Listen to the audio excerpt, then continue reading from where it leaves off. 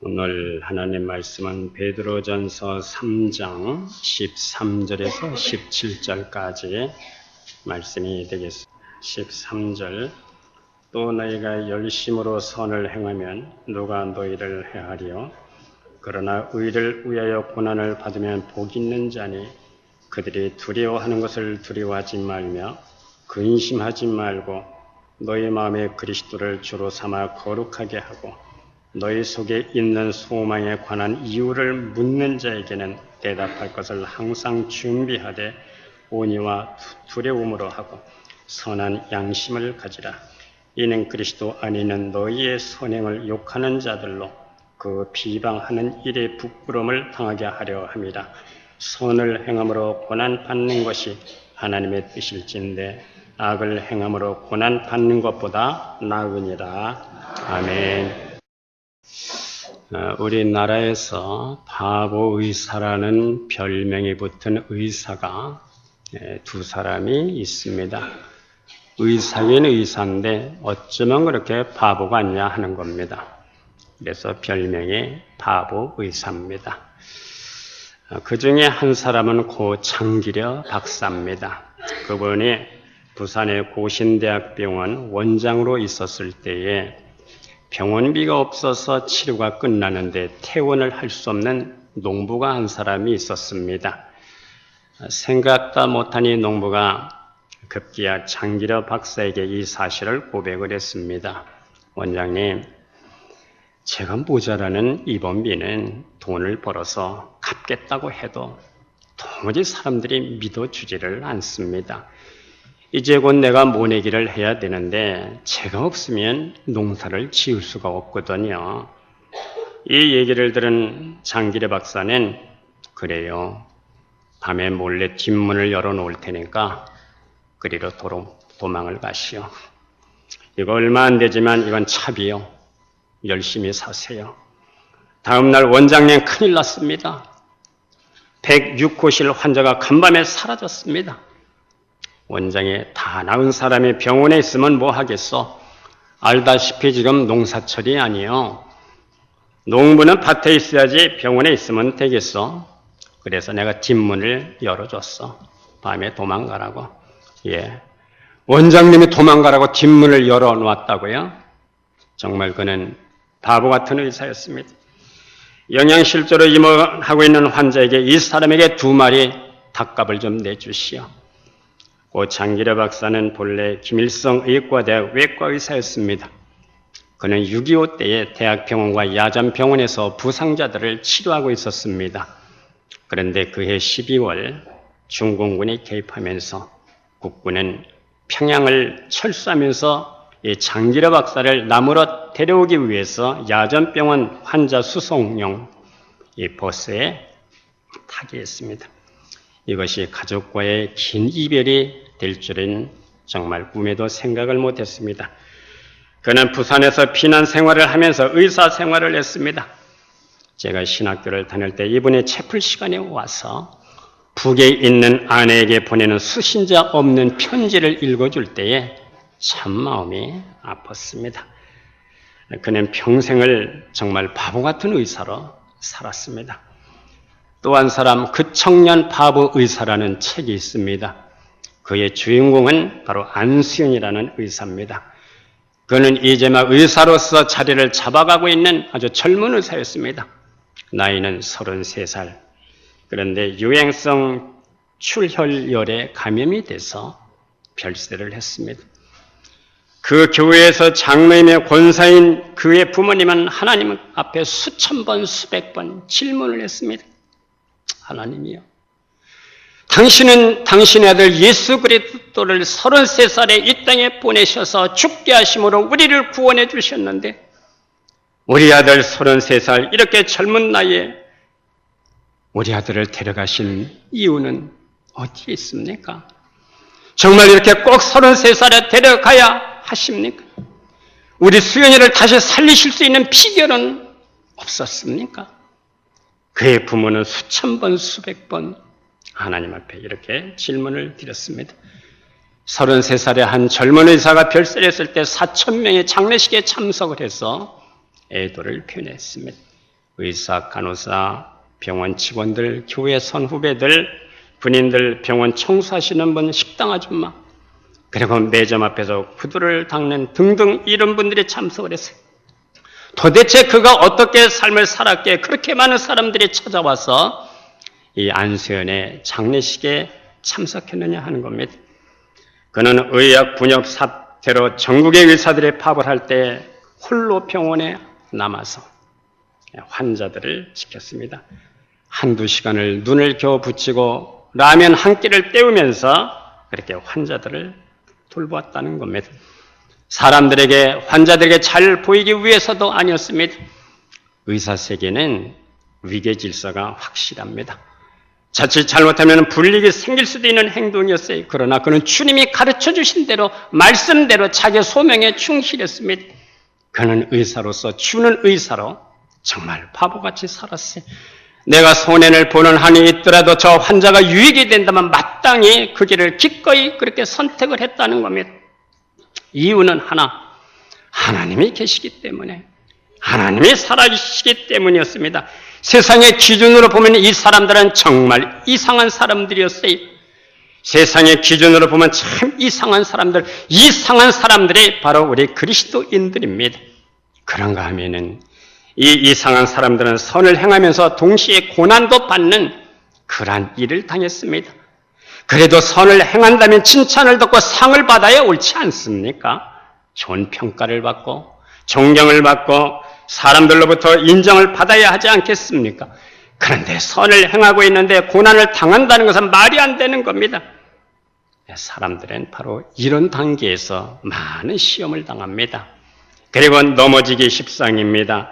다른 사람들이 빼앗아갈 때 얼마든지 양보할 수 있습니다. 그런데 내가 좋은 마음으로 지금 좋은 행동을 하고 있는데 나를 억울하게 만드는 소리가 들려오더란 말입니다. 나를 정말 나에 대해서 좋지 않은 비평하는 비판의 소리가 들려와요. 이럴 때 참 힘들어지는 겁니다. 우리는 적어도 내가 희생하는 만큼은 칭찬을 들어야 되고 내가 선을 행하는 만큼은 존경을 받아야 된다는 생각을 갖고 있어요. 이런 것들이 우리를 힘들게 하는 겁니다. 오늘 우리가 이 본문에 보면 제3의 단계가 있습니다. 오늘 본문 14절 보니까 첫째는 의를 위하여 고난을 받으면 복 있는 자라는 말씀입니다. 의를 위하여 고난을 받는 것과 내가 복되다는 것이 하나라는 겁니다. 이게 얼마나 역설적인 말씀입니까? 디모데후서 3장 12절 말씀에 무릇 그리스도 예수 안에서 경건하게 살고자 하는 자는 박해를 받으리라. 유명한 말씀이 있습니다. 그리스도 예수 안에서 경건하게 살고자 하는 자는 박해를 받게 돼 있도록 이 세상은 그런 구조를 갖고 있다는 겁니다. 죽은 자에게는 박해가 없습니다. 문제는 살아있기 때문에 문제가 일어나는 겁니다. 의롭기 때문에 비판을 받게 되는 겁니다. 소가 외양간에 없으니 외양간이 깨끗하다는 말이 있습니다. 소가 없는데 외양간이 지저분해질 이유가 없지요. 우리가 직장에서나 교회에서나 어디서나 일을 행하는 자에게는 비판이 따라오게 됩니다. 우리가 교회를 하면서도 좋은 소리만 들으려면 아예 일을 시작하지 말아야 됩니다. 교회도 아무 일도 안 하고 가만히 있으면 조용합니다. 그런데 일을 하려면 왜 그렇게 말이 많습니까? 넘어야 할 장애가 많이 있어요. 공부도 그렇고 사업도 그렇고 교회 일도 그렇고 직장 일도 그렇고 예수 믿는 일도 그렇고 적당하게 해가지고는 뭐 되는 일이 없습니다. 무사안일주의로는 되는 게 없습니다. 성도 여러분, 우리 교회가 잘 되기를 원하십니까? 하나님 그 대가를 요구하시는 겁니다. 의를 위하여 고난을 받는다는 말씀은 주님을 위하여 받는 고난을 말씀하는 겁니다. 주님을 믿기 때문에 안 받아도 될 이 고난을 주님 때문에 받는 겁니다. 그러면 하나님께서는 이 고난을 왜 허용하셨느냐 하는 겁니다. 그 첫째로는 진정한 성도를 구별하기 위해서입니다. 참 성도와 거짓 성도, 알곡과 가라지를 구별해내는 방식이 여기 있습니다.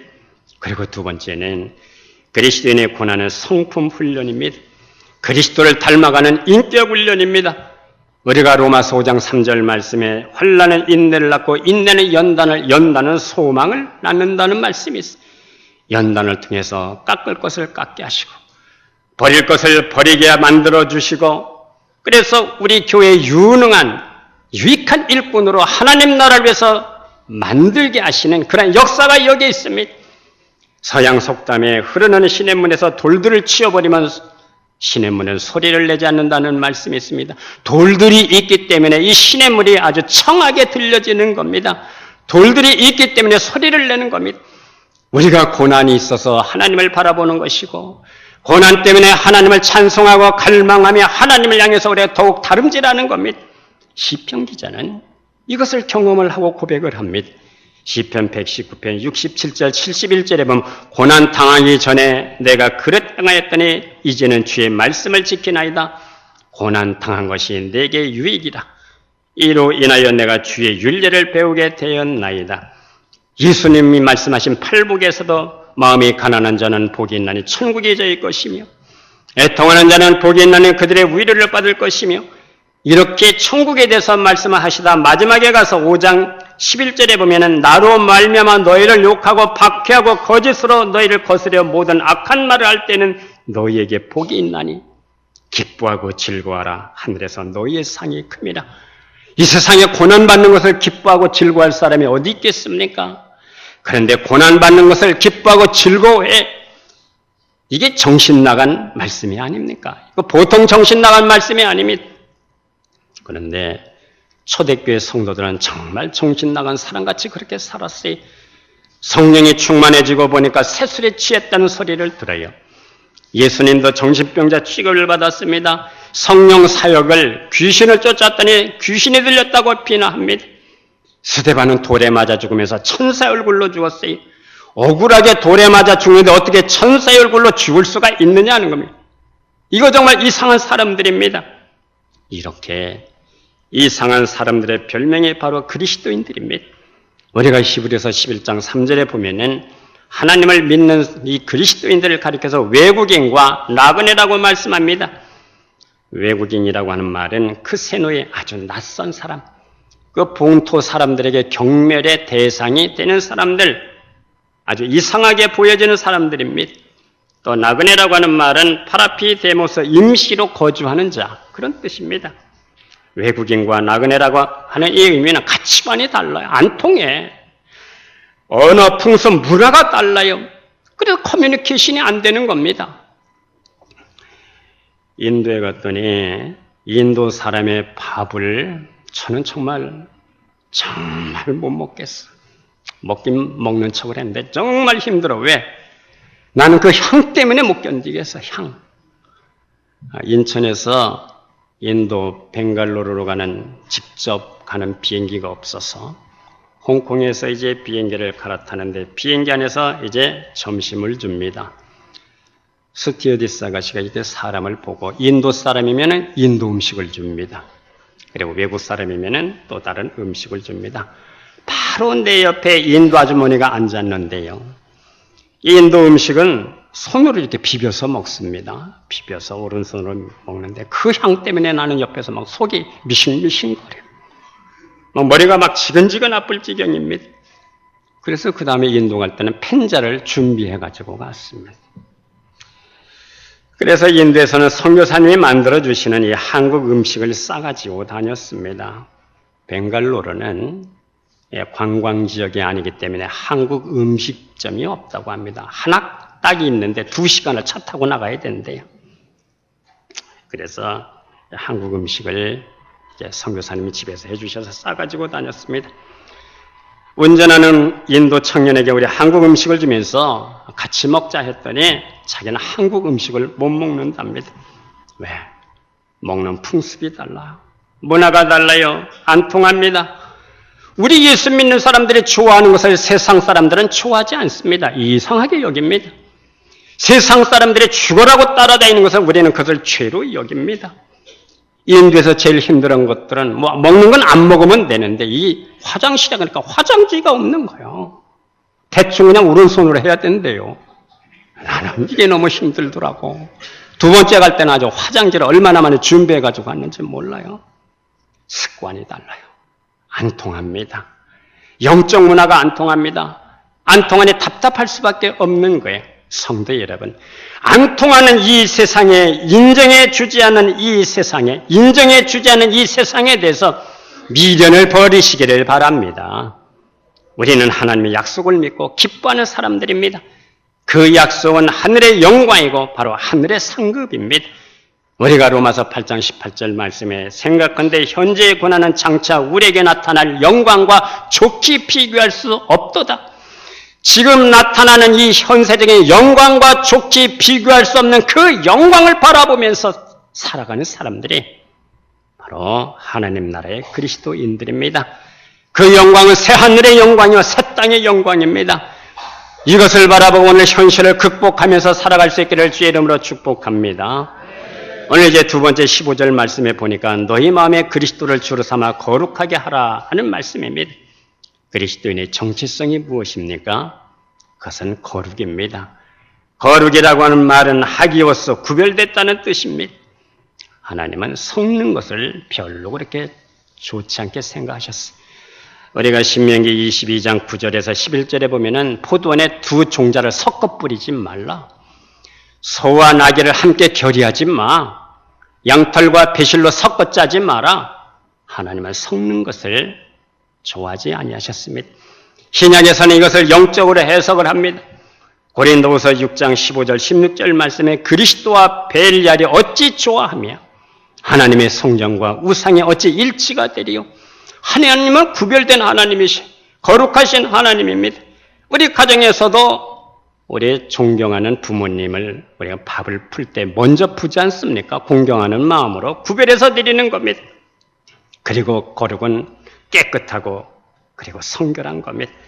레위기 19장 2절 말씀에 너희는 거룩하라 이는 나 여호와 너희 하나님의 거룩한 면이라. 베드로전서 1장 6절 말씀에 내가 거룩하니 너희도 거룩할지어다. 성도가 거룩해야 하는 이유가 어디 있습니까?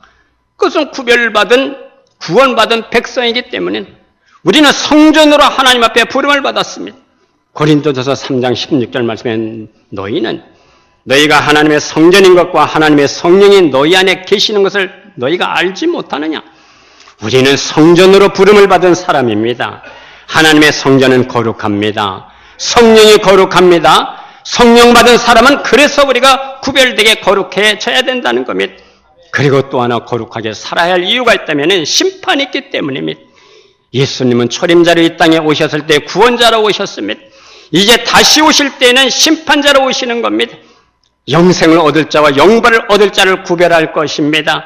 자기의 타작마당을 정하게 하사 알곡과 가라지를 구별할 것입니다. 우리가 고린도전서 16장 20절 말씀에 우리 주여 오시옵소서, 이 말은 아람어입니다. 이 아람어를 헬라어로 표기하면 마라나타입니다. 계시록 22장 20절 말씀에 내가 진실로 속히 오리라 하시거늘 아멘 주 예수여 오시옵소서. 성도 여러분, 이 마라나타 신앙으로 오늘도 살아갈 수 있기를 주의 이름으로 축복합니다. 하나님의 심판 기준이 어디 있습니까? 그건 오늘 우리의 삶입니다. 거룩하게 살았느냐, 구별되게 살았느냐, 되는 대로 살았느냐, 옛사람으로 살았느냐, 새사람으로 살았느냐, 육체를 따라 살았느냐, 성령을 따라 살았느냐, 네가 이 땅에서 어떻게 살았느냐, 그 결과로 심판이 주어지는 겁니다. 그러므로 우리는 이 땅에서부터 하나님의 영을 쫓아 사는 방식으로 살아갈 수 있기를 축복합니다. 하나님의 영으로 움직이는 심령들이 될 수 있기를 바랍니다. 날마다 나는 죽고 좁은 길로 살아가며 옛사람은 십자가에 못 박히고 새사람 본능으로 이 땅을 살아갈 수 있기를 주의 이름으로 축복합니다. 우리가 성령에 매여 살아야 영적인 진보가 일어나는 거예요. 그래야 거룩해질 수가 있는 겁니다. 마태복음 5장 48절 말씀에 그러므로 하늘에 계신 너희 아버지 온전하신 같이 너희도 온전하라. 또 온전이라는 건 또 뭡니까? 이 말씀은 예수님의 산상수훈의 결론입니다. 억지로 우리를 같이 가게 하거든 심리까지 동행해 줘. 여러분, 오리까지는 억지로 갔어요. 정말 억지로 갔어요. 그런데 가다 보니까 오리를 가는 동안 친하게 됐어요. 이제 돌아가려고 오리를 가지고 돌아가려고 하는데 아무래도 이 사람이 길을 잃어버릴 것 같아. 그래서 나머지는 자원하는 마음으로 가주는 겁니다. 기쁜 마음으로 가주는 거예요. 속옷을 달라 해서 속옷을 주려고 보니까 이 사람은 아무래도 겉옷이 더 필요해요. 왜냐하면 이스라엘 사람들은 겉옷이 망토거든요. 망토기 때문에 덮으면 이불이 되는 겁니다. 입으면 옷이 되는 거예요. 망토는 그 사람들 옷은 겉옷은 바로 저녁에 이불이 되는 거예요. 아무래도 속옷을 주려고 했더니 이 사람 보니까 이불이 없어. 그래서 겉옷까지 주는 겁니다. 그리고 마지막 원수 사랑을 얘기하십니다. 그리고 원수 사랑까지 말씀하신 다음에 결론으로 너희는 하늘에 계신 아버지 온전하신 같이 너희도 온전하라. 온전하라는 게 무슨 뜻입니까? 온전이라고 하는 것은 거룩의 극치가 바로 온전입니다. 성도 여러분, 거룩의 농도가 날마다 더해갈 수 있기를 주의 이름으로 축복하고 기원합니다. 우리 성도들은 오해를 하고 있어요. 주일날 예배드리고 그러면 됐지 뭐. 그러나 그게 아닙니다. 우리는 먼저 구별이 일어나야 됩니다. 분리가 일어나야 됩니다. 그리고 마지막에는 그리스도의 장성한 분량에 이르기까지 하나님이 원하신다면 내 삶도 내 의도 내 목숨까지도 기꺼이 드리겠습니다. 거기까지 우리가 도달을 해야 되는 겁니다. 우리는 거기까지 도달하기 위해서 우리는 하나님 나라의 소유된 백성으로 살아가는 것이고 왕같은 제사장으로 사는 것이고 거룩한 백성으로 살기 위해서 오늘도 우리에게는 훈련이 있어야 되는 겁니다. 할렐루야. 이제 세 번째 소망의 이유를 묻는 자들에게 대답할 것을 준비하라고 말씀합니다. 왜 너희는 고난을 받으면서 그렇게 기뻐하느냐는 겁니다. 뭐가 그렇게 좋아서 그렇게 기쁘게 사느냐 하는 겁니다. 성도 여러분, 정치, 경제, 문화, 사회, 교육, 군사, 신문지상을 보세요. 기뻐할 만한 것이 있습니까? 정말 이 세상은 우리에게 얼마나 많은 실망을 안겨다 주니까. 그런데 그리스도를 주로 믿고 거룩하게 사는 것, 도무지 이 속에서 기뻐할 만한 것이 없는데 세상 사람들이 우리를 볼 때 뭐가 있길래 그렇게 기뻐하느냐는 겁니다. 뭐가 그렇게 즐겁게 살아가느냐는 겁니다. 도무지 이해가 안 된다는 겁니다. 너 꼭 그렇게 살아가야 되겠느냐? 왜 그렇게 미쳤다는 소리를 들으면서 그렇게 살아가야 되겠느냐는 겁니다. 이렇게 너희 속에 있는 소망에 관한 이유를 묻는 자들에게 대답할 것이 확실하게 있어야 된다는 겁니다. 이 대답을 온유한 마음으로 소망을 설명하고 하나님을 두려워하는 마음으로 소망을 설명하라는 겁니다. 작년에 우리 교회 총동원 전도주일날에 드로잉쇼 김진규 감독의 우리가 간증을 들었어요. 그분이 자기의 책 간증을 그리다 라는 책을 주고 갔습니다. 그분의 책 속에 믿지 못할 경험 1, 2, 3, 4가 있습니다. 이 믿지 못할 경험 1, 그가 우울증과 함께 공황 발작 증세가 일어났습니다. 검은 것이 소뚜껑만한 검은 것이 어디서 나온다고 그랬어요? 벽에서 나온다고 그랬습니다. 벽에서 가마솥 뚜껑만한 것이 나오는데 검은 손바닥에 30개 정도가 달린 손가락이 나와요. 그것이 자기를 누르는 겁니다. 믿지 못할 경험 2.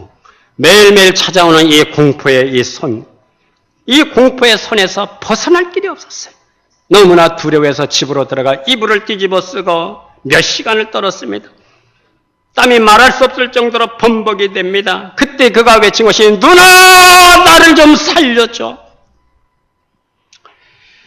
그에게 예수 믿는 누나가 하나 있었어요. 그 아버지는 예수를 믿는다는 이 누나에게 너와 나는 인연을 끊는다고 이렇게 선포했던 그런 누나입니다. 자기가 보았을 때 주일날이 되면 모든 것을 접어두고 교회로 향하는 그 누나를 볼 때에 얼마나 한심하게 보였는지 그 한심한 누나에게 오늘 나 좀 살려달라고 그렇게 고함을 치고 있습니다. 믿지 못할 경험 3. 그날도 쓰러졌습니다.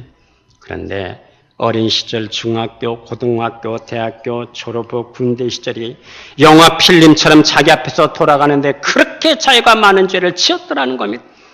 기억도 나지 않는 죄를 보여주는데 정말 죄인 중에 죄인이라는 것을 깨닫게 됐다는 겁니다. 믿지 못할 경험 후 머리에 가시관을 쓰신 주님이 나타나셨습니다. 부활하신 주님을 만났습니다. 말할 수 없는 평안을 느꼈어요. 말할 수 없는 안식을 느꼈습니다. 부활하신 주님을 만나고 보는 순간 무엇인가 자기의 목덜미에서 떨어지지 않으려고 발버둥 치다가 결국은 버티다가 떨어져 나갔을 때 그 이루 말할 수 없는 행복감, 그 말할 수 없는 평화가 밀려들었습니다. 그때 그가 외친 소리가 뭡니까? 누나! 나는 보았어! 나는 봤다고! 나 누나 살았어! 이분이 본 것은 부활하신 주님이셨어. 가시관을 쓰고 피 흘려 돌아가신 주님이었습니다. 그분께서 그려놓고 간 그림이 우리 식당에 2개가 걸려있어요. 가시관을 쓰신 예수님, 그가 만난 부활하신 주님을 우리 식당에 걸어놓았습니다. 그 누나가 그 동생을 위해서 8년을 기도했다고 합니다. 매일 일기를 쓰면서 기도를 했습니다. 이제 그는 자기를 살리신 예수 그리스도를 간증하고 살아갑니다. 간증하고 다녔더니 하나님께서 그를 세계적인 인물로 아주 폼나는 인생으로 세계를 돌아다니면서 간증하게 하는 아주 폼나는 인생으로 하나님께서 그를 높여주셨습니다. 성도 여러분, 왜 예수를 믿습니까? 왜 미쳤다는 소리를 들으면서 우리가 여기까지 오게 됐습니까? 이 소망의 이유를 묻는 자들에게 내가 만난 예수 그리스도를 확실하게 보여주고 확실하게 확신 있게 대답할 수 있기를 주의 이름으로 축복합니다. 주님은 오늘 나에게 영원한 삶을 약속하셨습니다. 모세가 광야에서 뱀을 든 것 같이 인자도 들려야 하리니 이는 그를 믿는 자마다 영생을 얻게 하려 하심이니라. 하나님이 세상을 이처럼 사랑하사 하나님이 세상을 이처럼 사랑하사 독생자를 주셨으니 누구든지 예수 믿으면 멸망하지 않고 영생을 얻으리로다. 영생을 얻으리로다. 예수님 믿으면 사죄의 은총이 주어지게 됩니다. 만일 우리가 우리 죄를 자백하면 저는 미쁘시고 의로사 우리 죄를 사시며 모든 불의에서 우리를 깨끗하게 하실 것이요. 아멘. 예수 믿으면 주님께서 평안과 참 안식을 주십니다. 우리는 사실 오늘 얼마나 지쳐있는 모습으로 나왔는지 몰라요. 마음에 눌리는 것이 있고 근심이 있고 염려하는 것이 있지만은 하나님 앞에 나왔더니 하나님이 우리에게 참 안식을 주십니다. 수고하고 무거운 짐진 자들아 다 내게로 오라. 다 내게로 오라. 내가 너희를 쉬게 하리라. 아멘 할 때까지 할까?